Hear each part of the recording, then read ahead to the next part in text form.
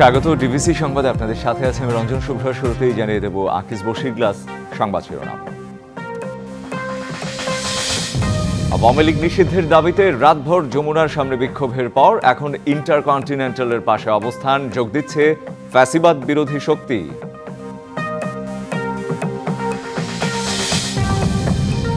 আওয়ামী লীগ নিষিদ্ধের সিদ্ধান্ত নেবে জনগণ, মত বিএনপির। দ্রুত নির্বাচন দিতে ব্যর্থ হলে মানুষ রাস্তায় নেমে আসতে পারে শঙ্কা নেতাদের।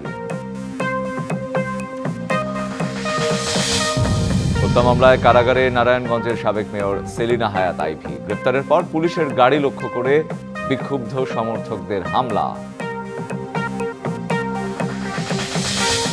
ভারত পাকিস্তান যুদ্ধাবস্থার মধ্যেই বাংলাদেশে পুশিং করে যাচ্ছে বিএসএফ।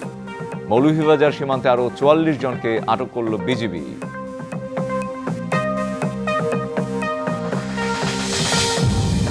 এবার আরব সাগরে পাকিস্তানের লক্ষ্যবস্তুতে সামরিক হামলা চালালো ভারত। ক্রমবর্ধমান উত্তেজনায় কোনো হস্তক্ষেপ না করার কথা জানালো ওয়াশিংটন।